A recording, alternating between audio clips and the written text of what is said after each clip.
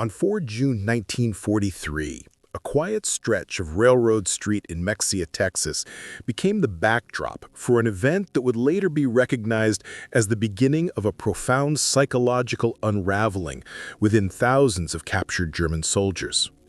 Hidden in the corner of a Pullman rail car, Unteroffizier Ver Burkhardt, a junior officer from the Afrika Korps, steadied a pencil over a small diary he had concealed from his own superiors. The words he wrote that evening could have earned him an immediate transfer to solitary confinement had they been discovered. He noted, almost in disbelief, that the Americans could not possibly be telling falsehoods on this scale. Nazi broadcasts had painted the United States as a society weakened by decadence, plagued by shortages, and nearing collapse. Yet the landscape he had just rolled past contradicted every lesson drilled into him since 1940. Where the Reich lived under strict blackout orders, Texas glowed with uninterrupted electric illumination. Farmhouses, shops, and streetlights cast steady beams across the night, forming a vast grid of brightness that stretched across the plains. Germany, even before the war, had struggled to electrify its countryside. Only a fraction of farms had power, but in this so-called failing America, electricity seemed as abundant as air. When the train braked to a halt, 1,850 veterans of Rommel's former command stepped down not from freight wagons, but from well-upholstered Pullman coaches equipped with sleepers and dining cars. The entire town of Mexia had gathered to watch the unexpected procession. None of the onlookers realized that this single moment, in its sheer ordinariness, would become a catalyst for one of the most significant ideological shifts among POWs during the Second World War. What would follow was not a formal indoctrination program, but a slow, unavoidable confrontation with the overwhelming industrial and logistical superiority of the United States. The chain of events had begun weeks earlier, on 13 May 1943, when the Axis defense in Tunisia collapsed. General Jürgen von Arnim, who had taken command after Rommel's departure, surrendered alongside an estimated 250,000 to 275,000 German and Italian troops, the remainder dribbling in over several days. These were not inexperienced conscripts. They included the core of the Afrika Korps, units that had repeatedly forced British armies into retreat and had been acknowledged even by Montgomery as formidable opponents. Among the captured officers was Hauptmann Friedrich Radke, recipient of the Iron Cross First Class, veteran of the French campaign, and twice wounded in North Africa. Decades later, his diary, preserved in the U.S. National Archives, would become one of the most valuable primary sources for understanding how captivity reshaped the worldview of German soldiers. Their exposure to American capabilities started almost immediately after their capture. At the port of Oran, Algeria, Radke and roughly 30,000 other prisoners waited for transport ships. The organizational methods employed by the U.S. Army impressed even those who refused to admit it openly. The Americans processed thousands of POWs each day with a precision the Wehrmacht itself had struggled to match. Photographs were taken, identification documents were prepared, health examinations completed, and vaccinations administered. Officers trained in fluent German calmly explained each man's rights under the Geneva Convention, something many POWs had never expected to hear from their captors. The first deep shock, however, arrived in the form of ordinary sustenance. Oberrichter Hans Müller of the 21st Panzer Division later wrote to his mother that while waiting in the cage at Oran, the prisoners had been given white bread, genuine coffee, and meat servings twice daily, rations superior to anything they had encountered in half a year of desert operations. Many initially assumed this was a staged illusion meant to impress or deceive them. Only later did they understand that what they had eaten was merely the standard U.S. Army field ration. The ships that ferried them across the Atlantic reinforced this growing sense of disbelief. The Liberty ships, including the famous SS Robert E. Peary, were feats of industrial speed and scale. One had been assembled in just 4 days, 15 hours, and 29 minutes at the Kaiser shipyards in Richmond, California. At wartime peak, American yards produced up to 3 such vessels per day. After delivering materiel to Allied forces, these ships returned to the United States filled not with cargo, but with as many as 30,000 POWs every month by the summer of 1943. The 2-week ocean crossing became the next phase in the gradual collapse of Nazi certainties. Feldwebel Kurt Zimmermann of the 90th Light Division, whose letters survived through his family, described the voyage as a period in which the prisoners' assumptions eroded almost daily. The ship's routines, its food supplies, its engineering reliability, and even the relaxed demeanor of the American crew all pointed to a nation whose productive capacity and resources dwarfed anything the Axis propaganda machine had acknowledged.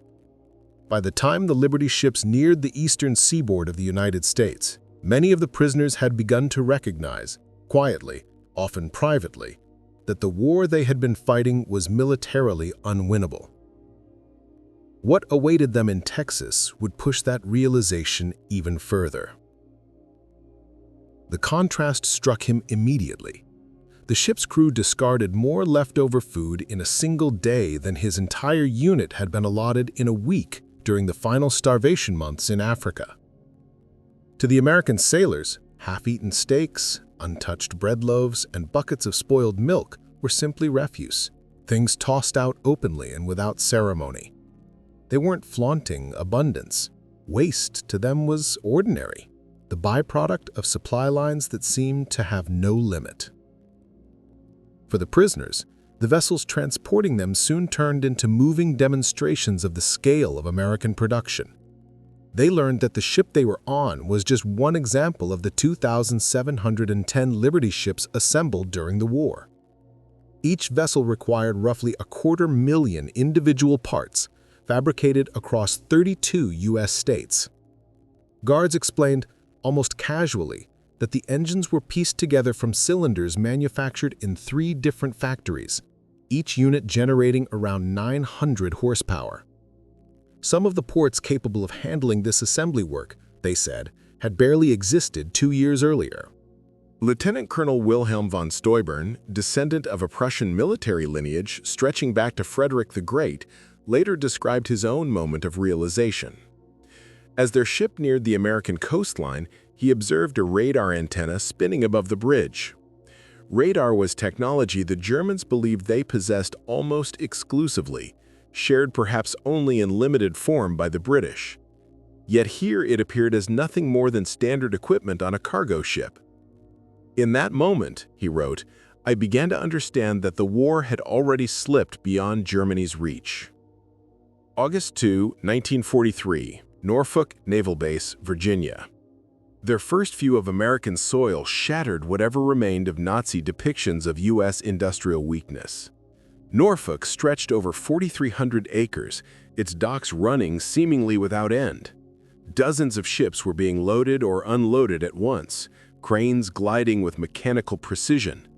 In a single day, this one base processed more freight than the port of Hamburg managed across an entire week.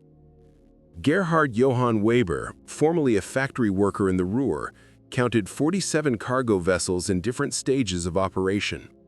Each overhead crane lifted weights that in Germany would still have required teams of laborers and draft animals. Here, the movement was powered electrically, clean, uninterrupted, and free of the coal smoke that perpetually blanketed German industrial zones.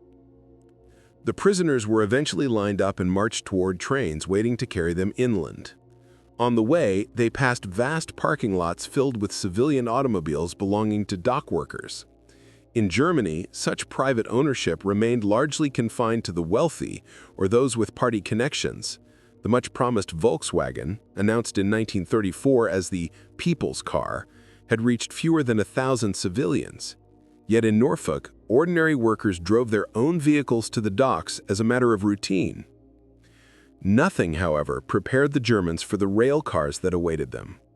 Instead of the cramped boxcars, 40 and 8s, that had transported soldiers across Europe, they were met with full passenger accommodations, Pullman coaches with cushioned seats that folded into bunks, dining cars laid with polished cutlery and white linens, and observation sections with broad viewing windows. "We boarded as though we were tourists rather than captives," Headman Rodka later recalled. The American guards appeared almost sheepish about the amenities. One sergeant apologized that the air conditioning in their car wasn't functioning properly. The Germans, accustomed to brutal August heat, had believed such climate control existed only on Hitler's personal train.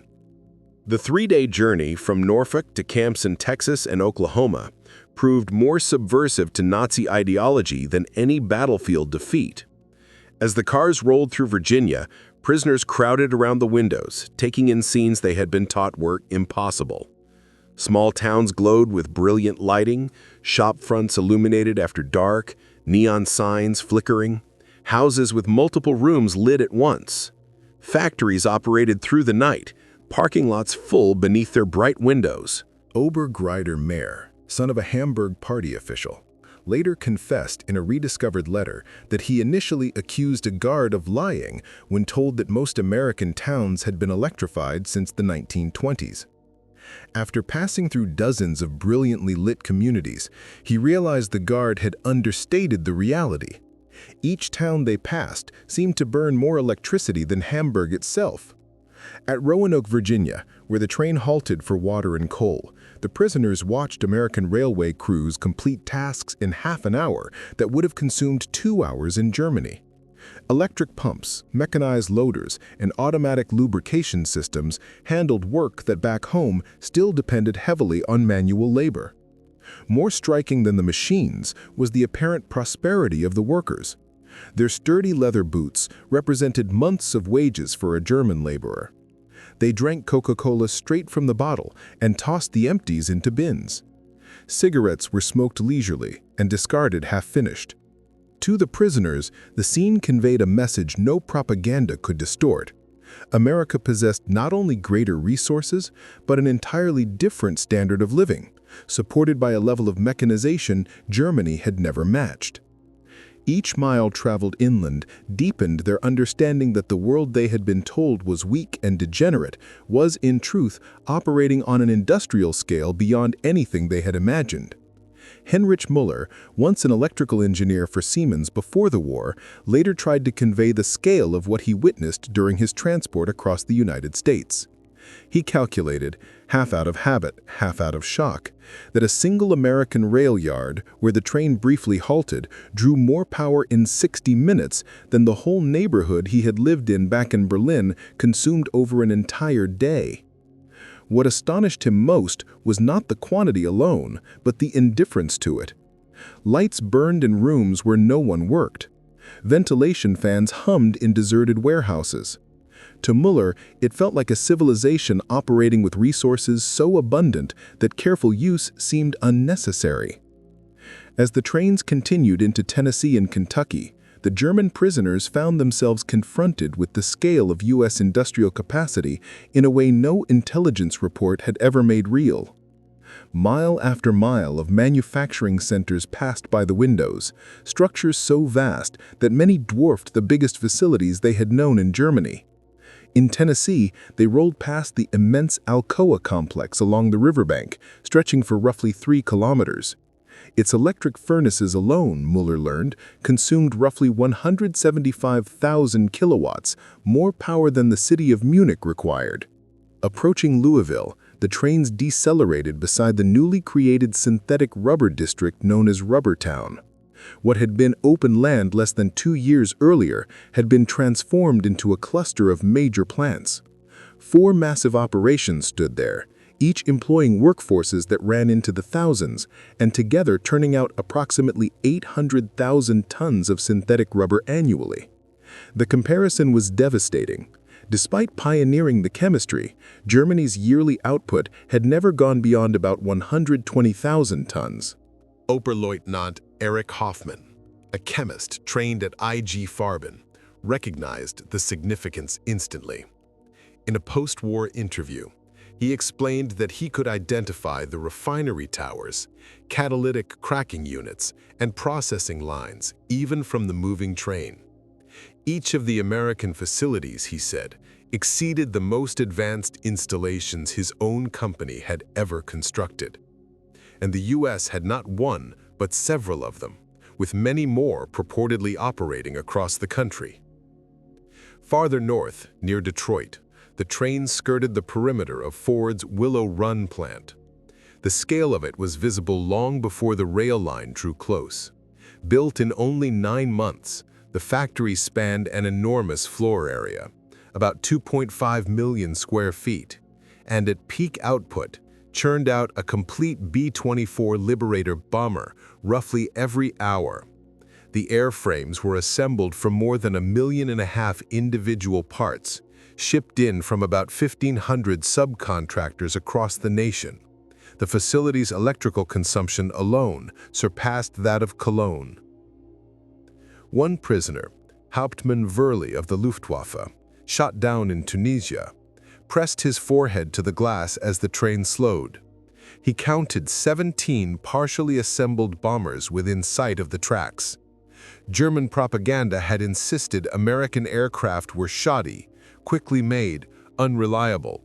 Yet the precision he saw in the assembly lines, the organized flow of components, and the sheer volume of production left him with no doubt.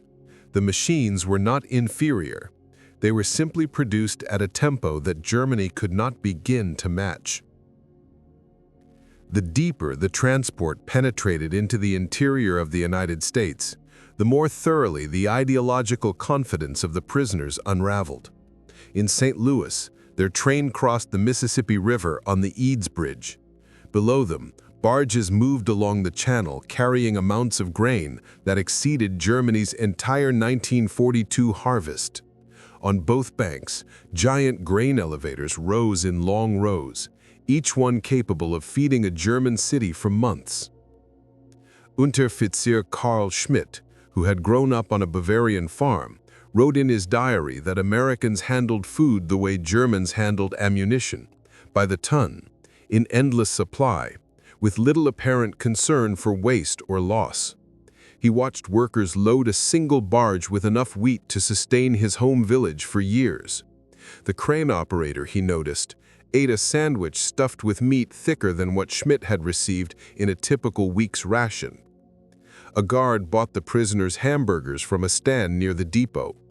Meat, cheese, vegetables, all between slices of white bread. 15 cents apiece. He handed over a single dollar for 20 sandwiches, as though it were nothing unusual. And indeed, Fisher noted, it was simply everyday fare for Americans. Their eventual arrival at the camps delivered yet another shock.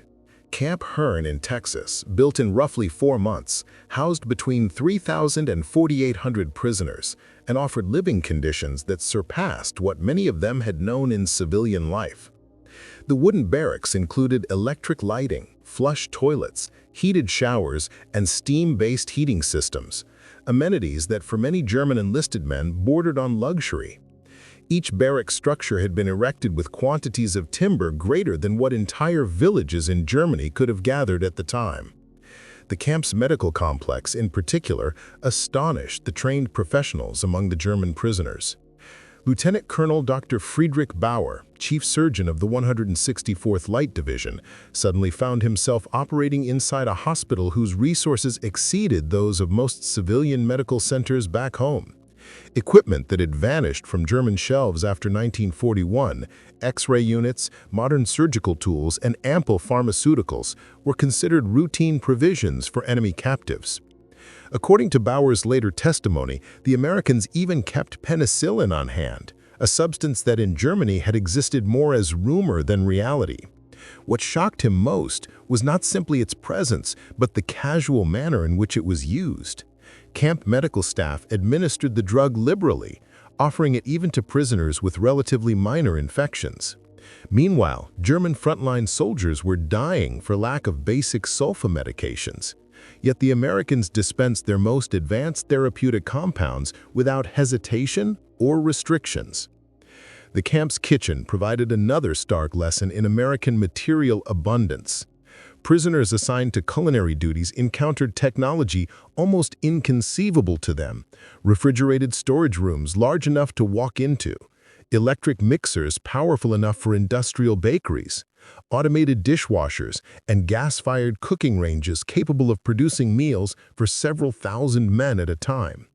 Daily rations routinely included fresh dairy products, eggs, meat, vegetables, and soft white bread, items that many German families had not seen in consistent supply since the late 1930s. Former Munich hotel chef Feldwebel Otto Krebs wrote with disbelief that each day more food was thrown away in the camp than his own household had received over the previous 3 years. None of it was spoiled or unusable. Regulations required cooks to prepare a 10% surplus to ensure full distribution to every prisoner. Whatever remained afterward was discarded. Krebs later described how he felt tears welling up as he tossed perfectly edible loaves into waste bins. By the autumn of 1943, a nationwide labor shortage, especially acute in agriculture, prompted U.S. authorities to assign prisoner-of-war labor to farms and certain civilian industries. Although motivated by necessity, this policy ultimately undermined Nazi ideological teachings more effectively than any formal re-education effort could have done. Groups of prisoners were taken by truck to job sites, often through ordinary towns and rural districts without blindfolds or carefully controlled routes. They observed the American interior directly. Enormous fields of grain, factories running day and night, stores filled with consumer goods, parking lots crowded with automobiles, and homes equipped with electrical appliances such as refrigerators and radios. Near Houston, at a cotton gin, Unterscharführer Herbert Long watched a single machine process in 1 hour what his entire home village would have required a month to produce manually. The gin ran on electricity supplied by the Colorado River Authority, one of the large-scale rural electrification projects that by 1943 had brought power to 90% of farms in Texas. Long remarked that the farmer who owned this operation was an ordinary man with no special status, neither noble nor political figure. Yet he had a tractor, a truck, a car, running water, and steady electricity.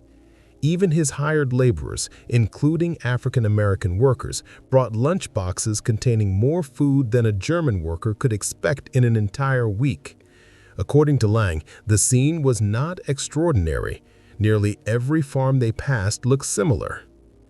In Nebraska, prisoners assigned to sugar beet work encountered levels of mechanization that defied their expectations.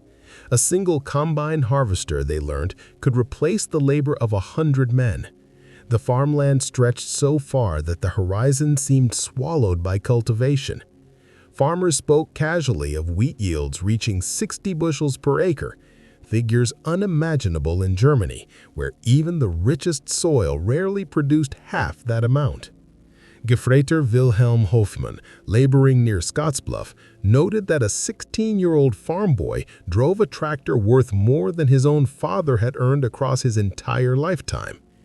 When Hoffman pointed this out, the boy laughed, explaining that the machine wasn't even considered a high-end model. His father was waiting for a newer John Deere tractor that would outperform it. The most unsettling discoveries were made by prisoners assigned to areas near American factories. Although Geneva Convention rules barred POWs from participating directly in war material production, they were allowed to work in industries that indirectly supported the wartime economy by freeing American labor for military manufacturing. This technical distinction meant that thousands of German prisoners were exposed to the immense scale and efficiency of American industrial power, an experience that often contradicted everything they had been taught to believe about the United States. At a Campbell soup plant in New Jersey, German POWs assigned to observation duty found themselves witnessing an industrial scale they had never encountered at home. In a single shift, the factory pushed through more tomatoes than many facilities in wartime Germany could manage over several weeks. Despite relying largely on older men and women, most younger American workers were away in uniform, the plant's output surpassed what it produced before the war. One prisoner, Stabsfeldwebel Ernst Wagner, who, before the conflict, had worked in a German food processing factory, kept detailed notes. The technology astonished him. Automated conveyors gliding continuously, mechanized fillers dispensing exact quantities without human hands, and vast steam kettles capable of cooking hundreds of cans at once. An elderly woman supervised a whole bay of equipment, machinery that in Germany would have demanded dozens of workers. She handled it effortlessly while sipping coffee and listening to the radio, a sight that left the prisoners stunned. Near Detroit, groups of POWs assigned to unload coal for a power station gained occasional views of America's conversion to total war. Across the river stood the massive River Rouge complex, a Ford industrial city of its own, where about 100,000 employees were turning out jeeps, tank engines, and aircraft power plants. The plant consumed an astonishing 1.5 million kilowatt-hours of electricity each day, more, the prisoners were told, than the entire city of Hamburg. From the coal ducts, they could also see sprawling parking lots. Oberreiter Franz Kellner later wrote that the sheer number of cars seemed unreal to them. Back in Germany, even military officers rarely owned personal vehicles. Here, ordinary factory laborers drove themselves to work, and guards casually mentioned that many owned a second car for their families. At first, the POWs assumed they were being taunted. By the winter of 1943, the accumulation of such encounters, automated industry, mass mobility, the visible prosperity of American workers, had a measurable psychological effect. U.S. intelligence personnel monitoring prisoner morale began referring to a widespread condition they called ideological collapse syndrome. The Special Projects Division, which quietly ran a re-education effort through the Office of the Provost Marshal General, noted a sharp rise in prisoners asking for American periodicals, textbooks, and other study materials.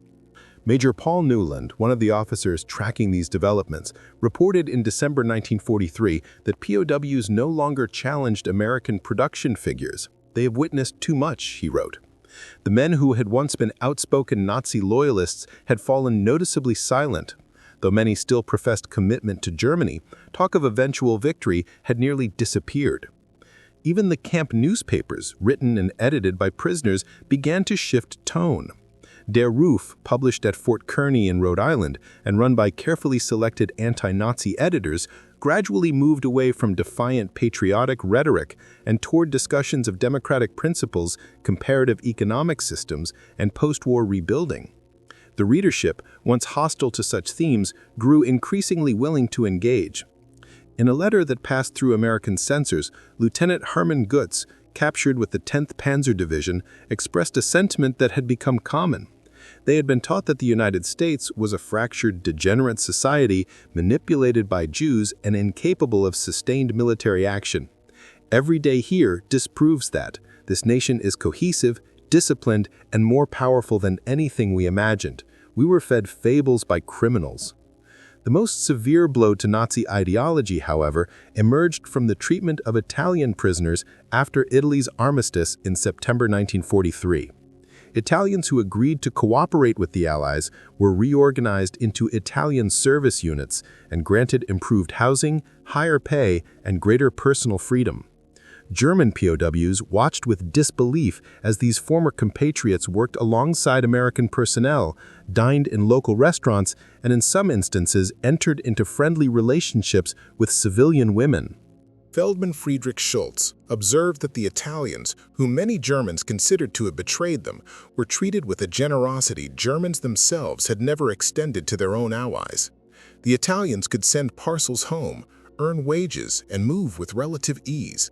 Schultz wrote that American democracy, long portrayed in Nazi propaganda as decadent and insincere, seemed in practice more honorable than our own order. Christmas of 1943 delivered the most emotional jolt. American civic groups, religious organizations, and charitable associations shipped roughly 500,000 holiday parcels to German POWs, men who only months earlier had been fighting their sons and brothers. Each package included small luxuries, such as cigarettes, sweets, soap, or games. The regulations limited most invitations. Many communities attempted to host prisoners for Christmas dinners. At Camp Hearn in Texas, the local Methodist choir performed German-language carols for the POWs. Women from the town sent homemade cakes and cookies. Boy Scouts crafted Christmas cards by hand. The generosity deeply unsettled the racial doctrine the prisoners had been taught to believe. If Americans were supposedly inferior enemies, why did they show such humanity? For many POWs, this holiday season marked the final rupture in the worldview they had carried across the Atlantic. Nazi ideas, already weakened by exposure to American industry and society, crumbled when confronted with unexpected kindness from the very people they had been told to despise. Oberleutnant Walter Müller, whose own brother had been killed during the destruction of Hamburg, later reflected on his time in an American prisoner of war camp with a mixture of disbelief and discomfort. These people know perfectly well that we fought against them. Many of them have relatives on the front facing our armies. Yet the treatment we receive is marked not by triumphalism or propaganda, but by a kind of Christian decency that unsettles us. Who behaves toward enemies in such a manner? Only a nation absolutely convinced of its strength and secure in the outcome of the war. He described his first American Christmas with particular astonishment. An abundance of food, turkey, cured ham, mashed potatoes drenched in gravy, vegetables, multiple desserts, even ice cream appeared on the tables. The scale of the meal reminded the prisoners of a Germany that had existed before the shortages of the First World War. Many German soldiers overate to the point of illness, unable to fathom why a nation would invest such plenty in feeding captives. Feldwebel Hanse remarked that they ate like royalty, better than officers in our own high command, even better than the party elite. Guards insisted that nothing about the feast was unusual. It was, they said, a typical American Christmas dinner, enjoyed that same day by ordinary families across the country. For the prisoners, this raised an unspoken question. If this was the standard for enemy soldiers, what must American troops at the front be receiving? By early 1944, more than 40,000 German POWs had entered educational programs set up across the United States. They learned English, studied American civics, and took courses in science, mathematics, and liberal arts. The University of Chicago organized correspondence instruction, while Stanford University sent actual professors to deliver lectures on democratic institutions and economic systems. The desire for learning grew quickly among the prisoners, many of whom had been raised on Nazi claims that Americans were culturally backward. In the camp libraries, some holding tens of thousands of volumes, they encountered an intellectual world far broader than anything permitted under the Third Reich. They were free to read American newspapers, compare editorials, and observe the coexistence of differing political opinions, a phenomenon impossible at home. Dr. Wilhelm von Braun, a physicist drafted from the Kaiser Wilhelm Institute, attended a series of talks on nuclear science at Camp Shelby. He recalled how American academics, including Jewish refugees from Germany, taught openly and without resentment. They presented scientific knowledge as a shared human endeavor rather than the property of a single nation. Many of the concepts discussed were ahead of contemporary German research, and the simple fact that such information was offered to enemy prisoners deeply challenged assumptions shaped by years of Nazi ideology. Camp theaters screened regular Hollywood films rather than morale-building propaganda. Prisoners viewed Gone with the Wind and recognized in it a story of defeat followed by reconstruction, a parallel that resonated, however uncomfortably, with their own country's future. When they watched The Grapes of Wrath, they were stunned that Americans would show such harsh social criticism to wartime captives. Lieutenant Joseph Kramer noted that the United States seemed unafraid of revealing its failures and internal struggles, and that this candor appeared to strengthen rather than weaken the nation. In Germany, he wrote, a film critical of society would have meant death for everyone involved. In America, such honesty was considered a civic virtue. In the spring of 1944, as U.S. industry reached the height of its wartime output, prisoner labor assignments expanded across the country. German POWs worked in canneries, lumber mills, processing plants, and machine shops, gaining first-hand exposure to the enormous scale of American industrial capacity. The numbers they witnessed exceeded anything they had been taught to imagine.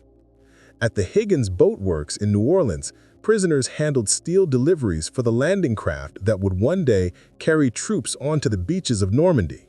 They watched 3 non-stop shifts produce roughly 700 such vessels each month, each one built from an astonishing 20,000 separate components.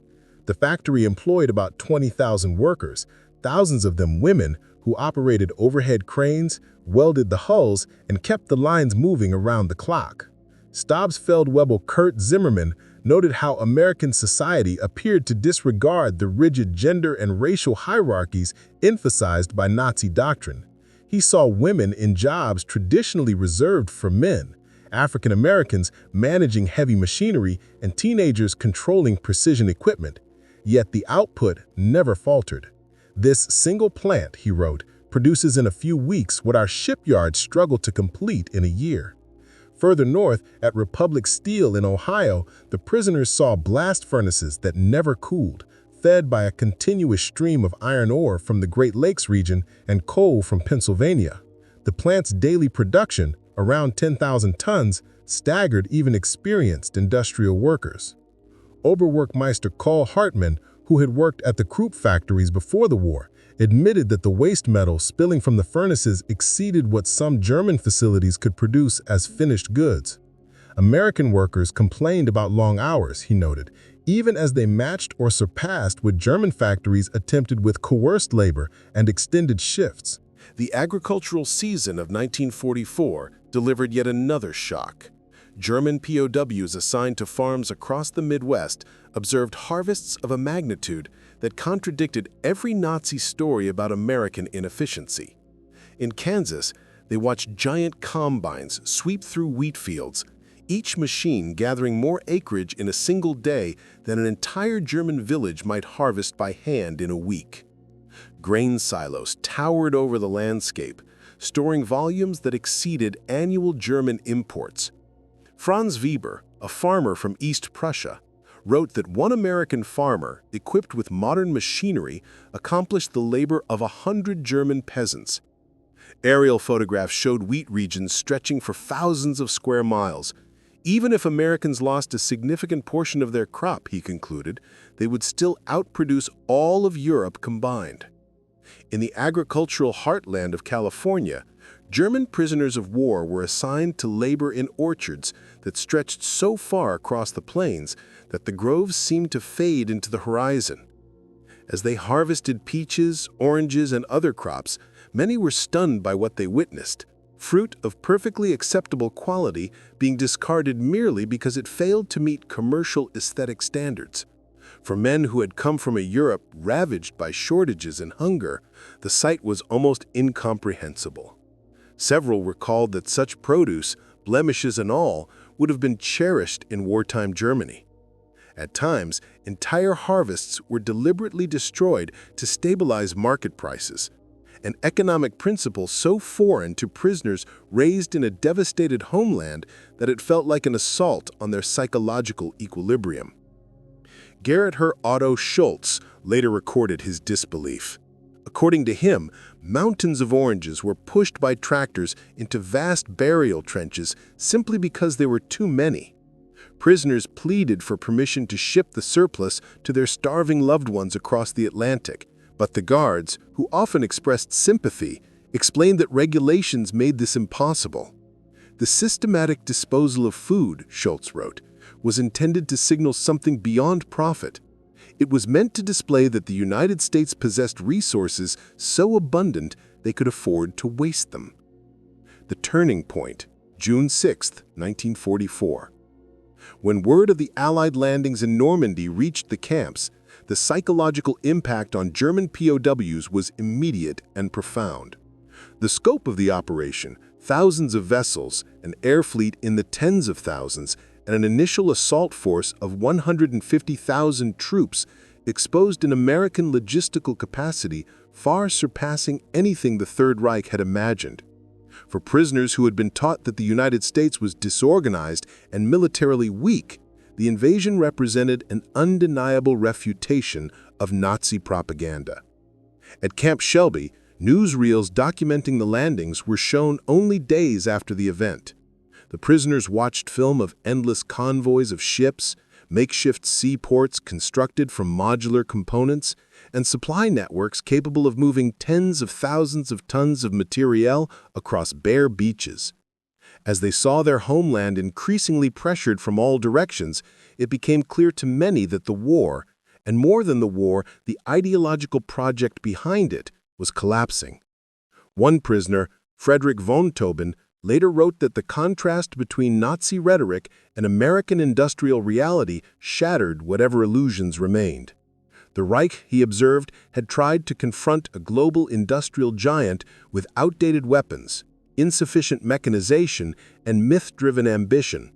A challenge to ideology. American treatment of POWs. Throughout their captivity, German prisoners encountered something that undermined Nazi racial and cultural narratives more effectively than battlefield defeats: the conduct of ordinary Americans. Contrary to the regime's depiction of Americans as sentimental, undisciplined, or morally corrupted, POWs found that their captors were confident enough in their power to exercise restraint and even kindness. When the son of prisoner Gerrit Hans Miller was killed during the bombing of Hamburg, the U.S. camp commander personally brought the Red Cross notification and offered his condolences. Another prisoner, Lieutenant Paul Fisher, learned that his wife was struggling to feed their children. In response, American church organizations arranged for food parcels to be sent directly to Fisher's family in Germany, even as Allied aircraft continued striking German cities. As former prisoner Hedman Otto later reflected, Americans made a sharp distinction between the German population and the Nazi state. While initially dismissed as propaganda, this distinction proved genuine. Prisoners gradually realized that their captors intended to help reconstruct Germany once the fighting ended, rather than crush it entirely. Medical care provided within the camps further reinforced this perception.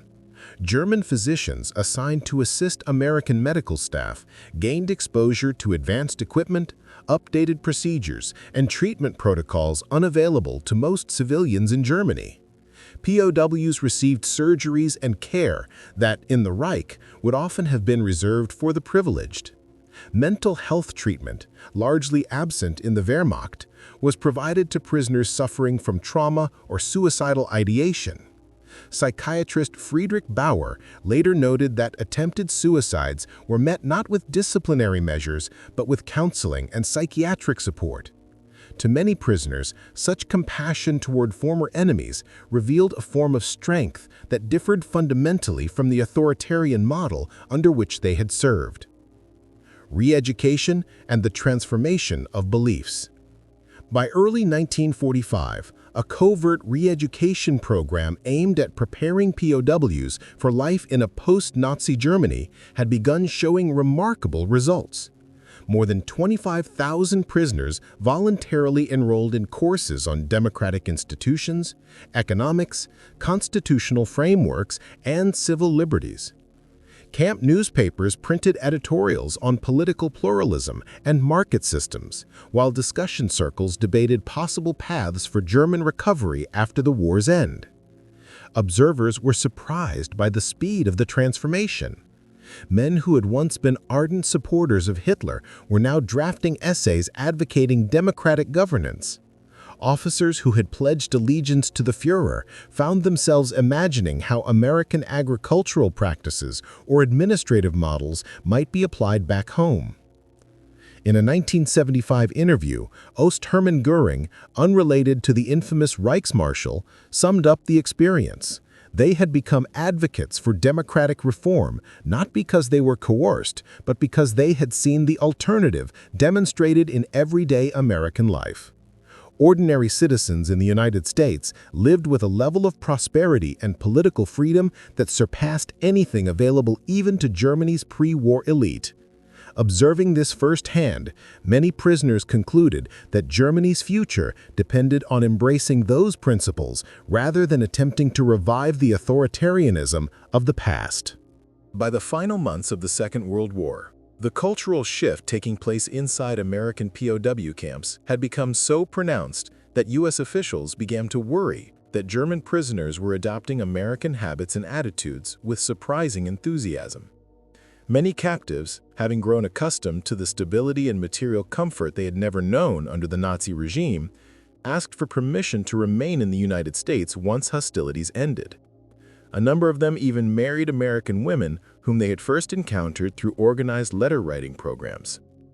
When immigration pathways reopened in the 1950s, thousands of former prisoners eventually returned to America as voluntary settlers. A major turning point came in April 1945. As U.S. troops liberated concentration camps across Germany, the resulting film reels and photographic records were shown to prisoners held in the United States. Initial responses ranged from denial to anger. Many insisted the images were Allied fabrications. But the massive evidence grew impossible to dismiss. Affidavits from American soldiers, official documentation, newsreels from Europe, and, soon enough, letters from family members confirming the atrocities. The psychological jolt was immense.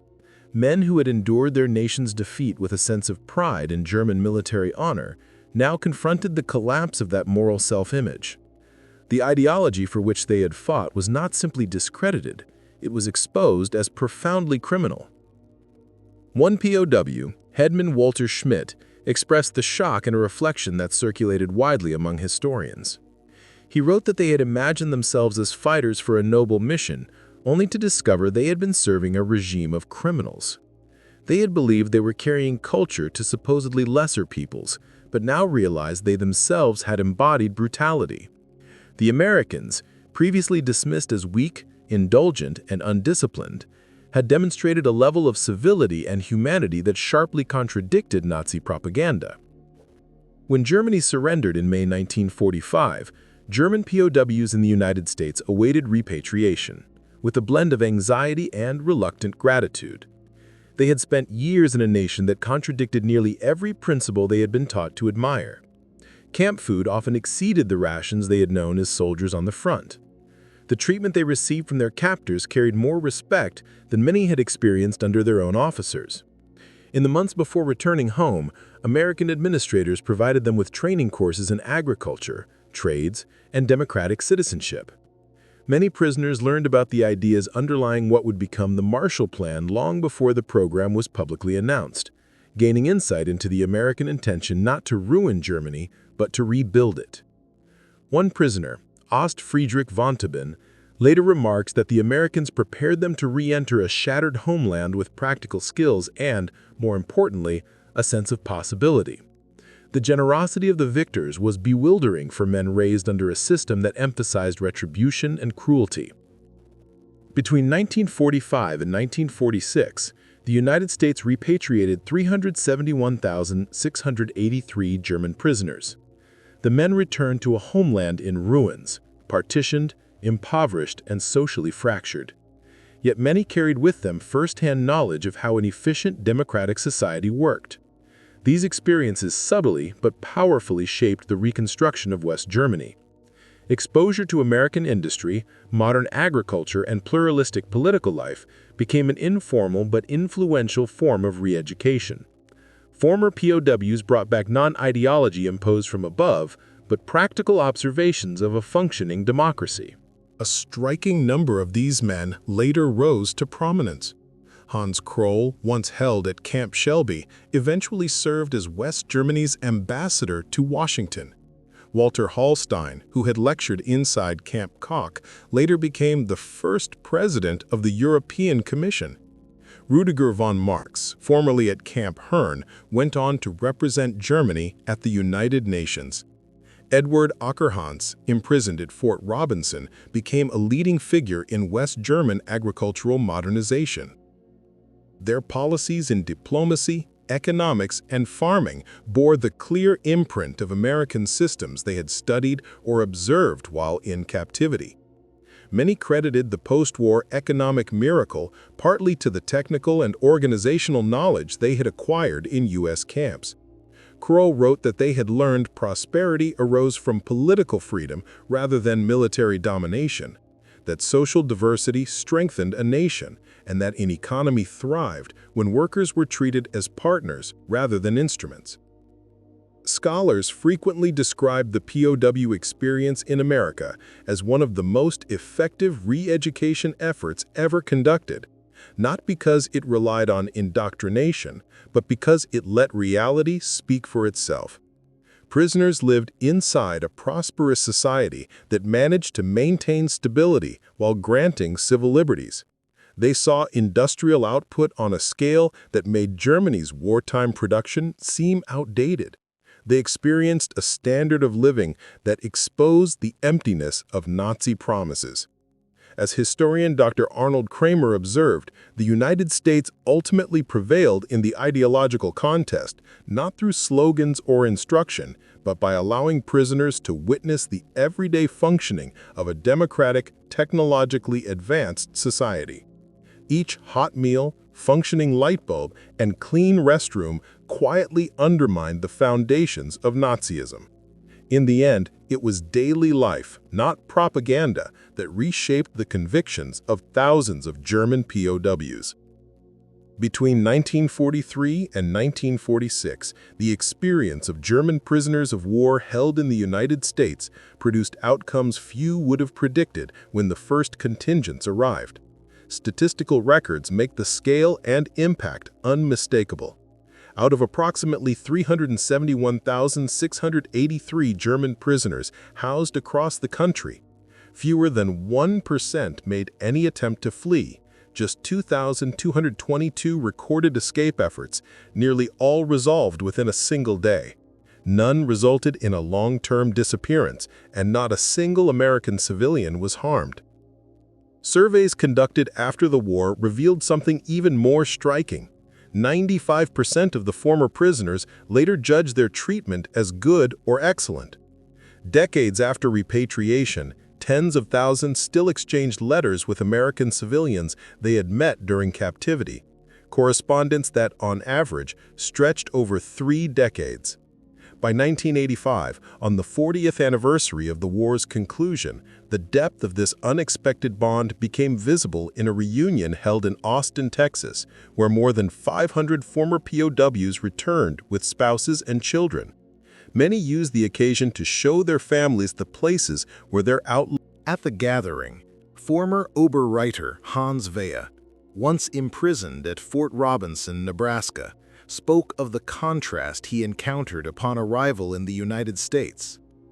After returning to America to practice medicine in coastal Maine years later, he described the American camps as an environment that surpassed anything he had known in the crowded, impoverished housing of pre-war Germany. Modern plumbing, heated living quarters, and consistent meals impressed him, but he emphasized something less tangible. For the first time, he recalled, we felt that our dignity mattered. Former Stabsfeldwebel Kurt Meyer, who had spent his work details on farms in Iowa, echoed that sentiment. Local farmers, he explained, refused to see the prisoners simply as enemies. Instead, they treated them like young men stranded far from home. They let us sit at their tables, he remembered, taught us their methods, and, on occasion, even invited us into their households. Their generosity, especially when their own sons were fighting ours overseas, reshaped us permanently. The keynote address came from Hermann Goetz, a one-time Obergefreiter, then approaching 80. His words summarized what many of his peers felt, but had never articulated so publicly.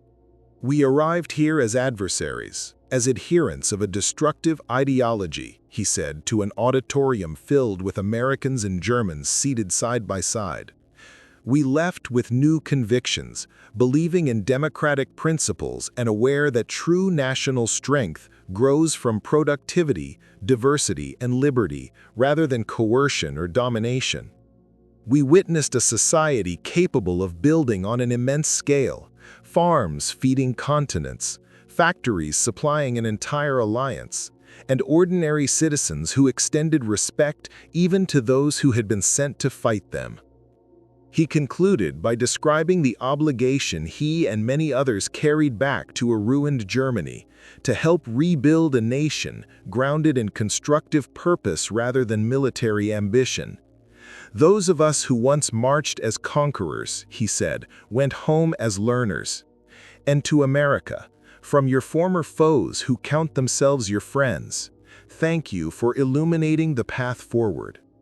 The audience rose in a long ovation, symbolizing a reconciliation that would have seemed inconceivable when the first POW trains rolled into Texas in 1943.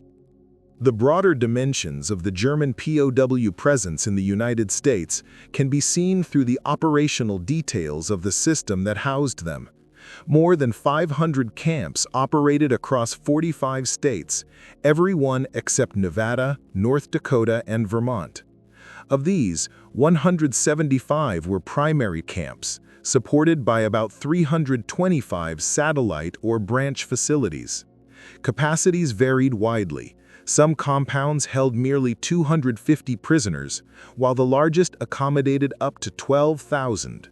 Despite the massive requirements, the average camp was completed in roughly 3 months, a pace made possible by wartime urgency and streamlined construction procedures. The population of German prisoners surged rapidly. Monthly arrivals averaged around 20,000 in 1943, climbed to 30,000 following the Normandy invasion, and peaked at 60,000 per month as the European front collapsed. By May 1945, the highest number of prisoners were held simultaneously. Labor performed by these men played a critical role in relieving nationwide worker shortages. They contributed more than 14 million man-days to American agriculture, processed over 100 million board feet of lumber, and generated an estimated $230 million in economic value in 1940s currency. Paid 80 cents per day, they worked in 46 states, supporting harvests, timber operations, manufacturing needs, and local industries strained by the absence of American laborers serving overseas. The camps also became centers of education.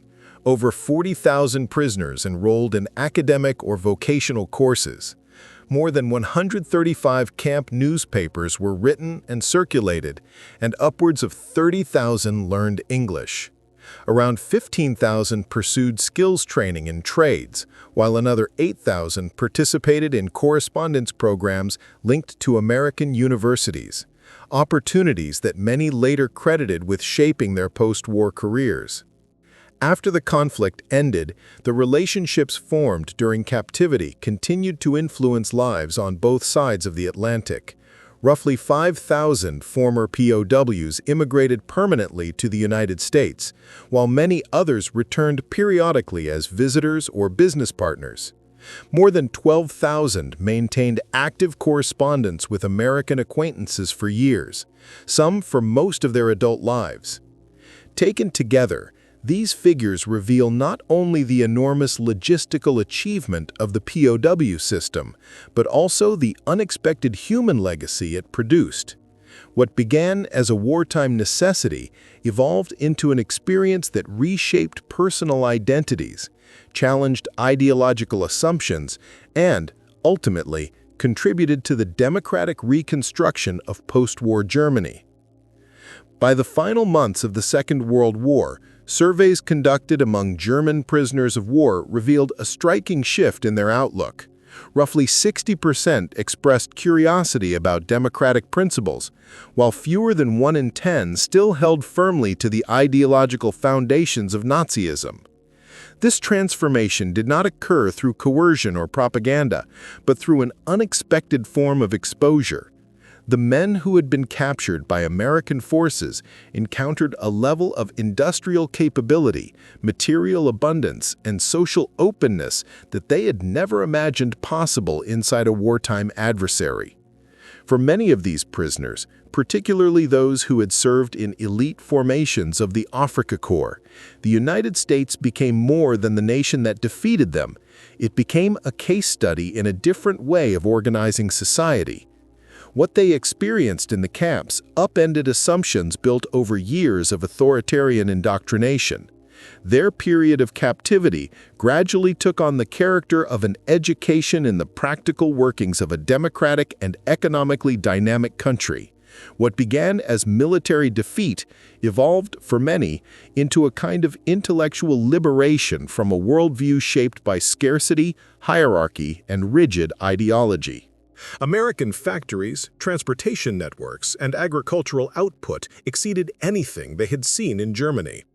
The prisoners, accustomed to shortages and the rigid controls of the Nazi state, faced a reality in the United States that was so vast and so efficient that it often defied comprehension. Facilities that handled routine logistics in America appeared to them as extraordinary achievements. This exposure became a powerful, silent argument for the strengths of open societies, an argument no lecture could have delivered with the same force.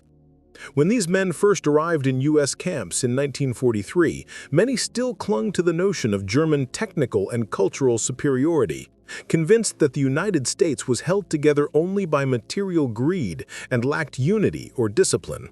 But the contrast between what they expected and what they found was profound.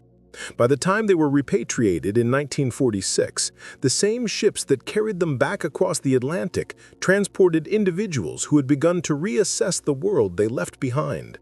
A considerable number returned not as passive recipients of Allied Reconstruction policy, but as people prepared, sometimes enthusiastically, to participate in building democratic institutions. This shift in mindset carried long-term effects. In the years following the return, West Germany embarked on what later became known as the Wirtschaftswunder, the economic miracle of the 1950s.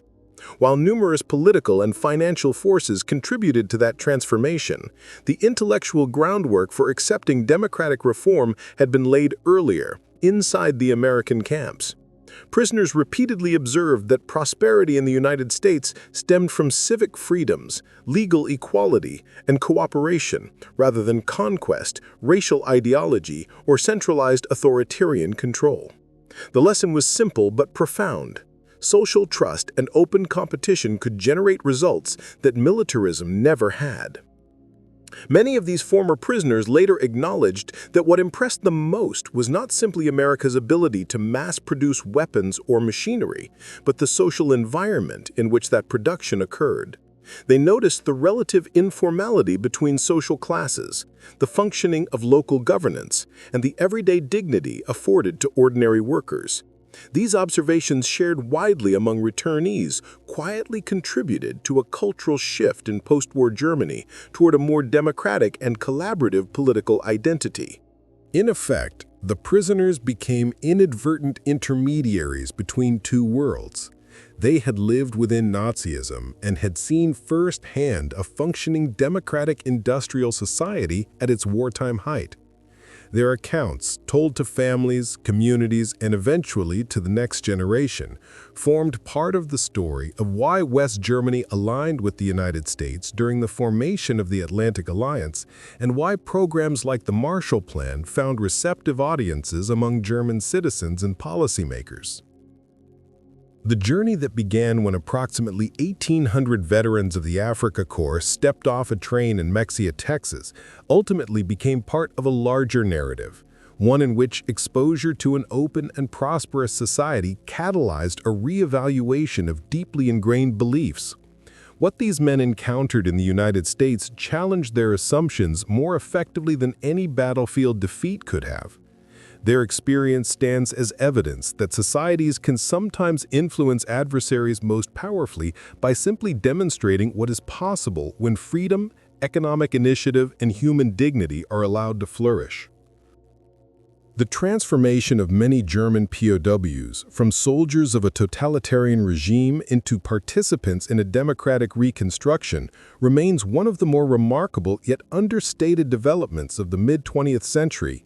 It suggests that the most enduring victories of the era were not achieved through weaponry alone, but through the persuasive power of example.